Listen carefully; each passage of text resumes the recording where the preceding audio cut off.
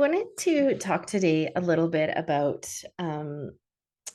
technology use and more specifically in regards to like social media use, because I've been having a lot of conversations lately with the parents that are in our ADHD Parent Academy, as well as some of my own personal clients who have like teenagers or kind of like the preteens. And in all honesty, I'm coming up to that point too with our oldest child. He's a tween and coming up to those kind of preteen years. And I do talk a little bit about this in our parenting strategies or parenting. Yeah, I think it's the parenting strategies module. I think it's module 4.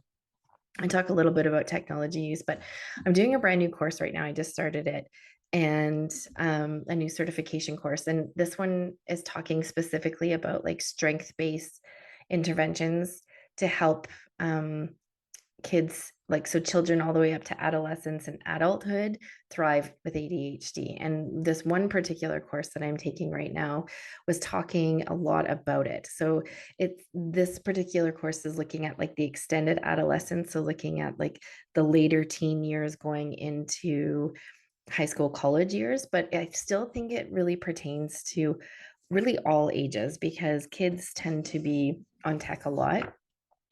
And I think it's just the way that we um, our society is right now. And it's they actually call it Generation Z. It's like this Generation Z.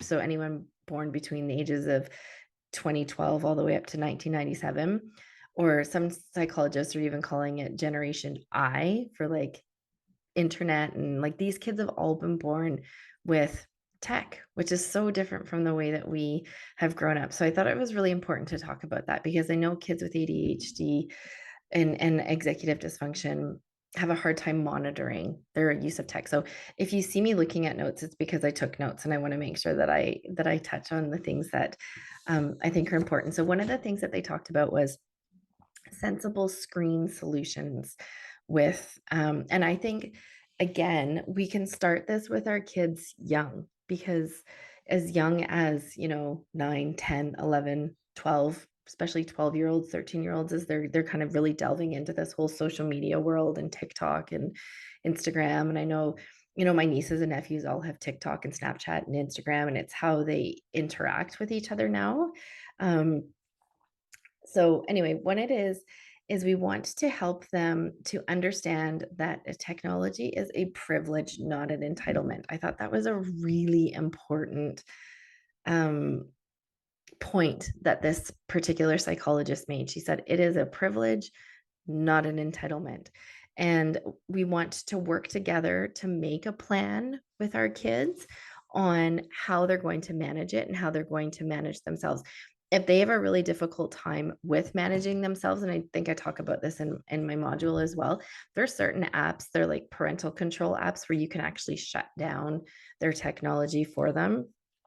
And I think that's a really big one. And but talk about it with them. Like don't just shut it down without them knowing, but to say, if you're having a really hard time managing this on your own, then let's talk about some ways that we can help each other. So, one of them is that parental app where you shut down all of their devices so that you're controlling it for them, and letting them know that, like, maybe talking about a sensible amount of time that they're on it.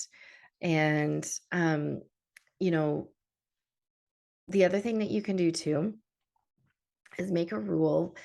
And this is hard too if your kids are a little bit older and they've already had technology in their rooms, but maybe making a rule that there's no tech in the bedroom at night because they don't really need it, right? They don't need it to wake up to. They might fight you on it and they might say, but I need it as my alarm.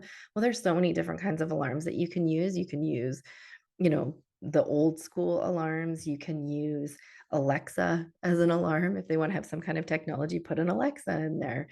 Um, the other thing that you can do is look for ways, because part of the reason why they spend so much time on like social media is for that dopamine kick. And kids with ADHD already lack dopamine. So that's part of the reason why it's really hard to get them off. So finding different ways that they can get that kind of healthy dopamine kick when they get off their screens. So what is something that they can do? A lot of times Exercise or movement is really good with that. Um, the other thing too is like expect pushback, right? You're going to get pushback, especially if you've got teenagers. So decide in advance what you're going to do with that.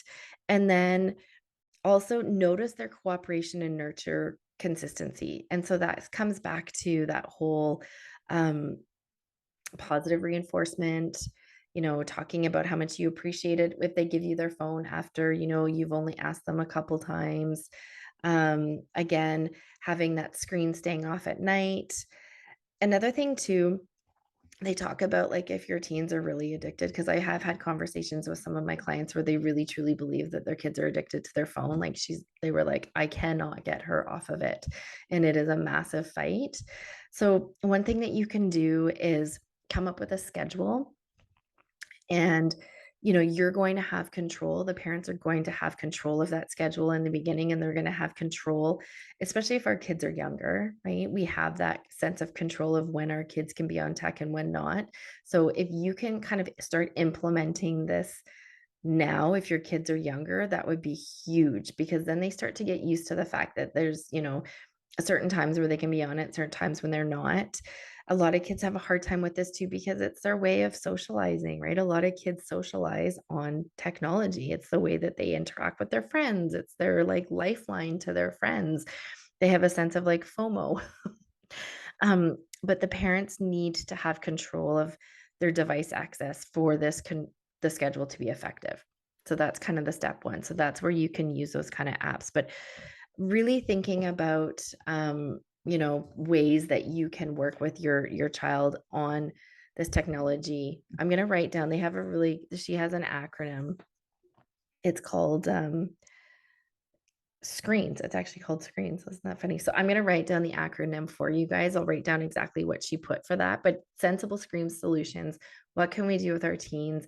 It's getting really hard. They are so attached to them. We get it. There's a lot of adults that are attached to it too. I think it's just the life that we live in, but really thinking about our age of kids, especially if they've been born, um, you know, anywhere between that 1997, 2012 timeframe, 2011 timeframe, these kids are really, they don't know anything different. Like they literally have been raised with technology. So just really talking to them about things that you can do about it.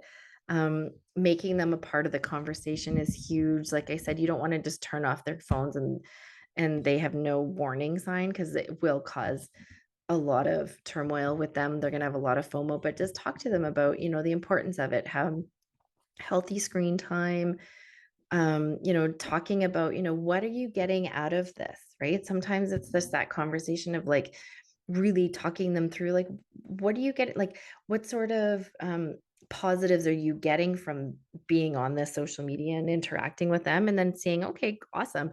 What are some other ways that we can find that kind of um, dopamine hit, but also like just that feeling of, um, you know, needing to be in the middle of everything, right? But really having a genuine conversation about like what's important here, why do you feel like you need to be on this, and not in an accusatory way, just as like a conversational way, right? Just asking some really great behavior questions. So anyway, I hope that's helpful.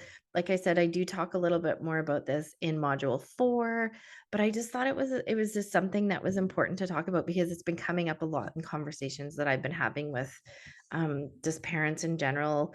My sisters actually are been talking a lot about it with me lately, because they have teenage girls, and my sister and I actually had a conversation just this weekend about how her daughter is like, has this crush on this boy, and she has to be at the gym every single day at this particular time because that's when he's there. And they snap each other, like they Snapchat each other all the time. But my sister said it's the strangest thing, because when she goes to the gym, they don't actually talk. Like they'll snap each other when they're at the gym, but they don't actually have conversations with each other. So it's a very different world that our kids are growing up in. So I just thought, you know what? I want to talk about this. I just want to have a little bit of chat about this whole social media world that our kids are growing up in, and just some healthy ways that we can help them just maneuver through this, because it's not going away and there's some amazing things about it as well. But let's just talk to our kids about just healthy ways to manage it. So I hope that was helpful.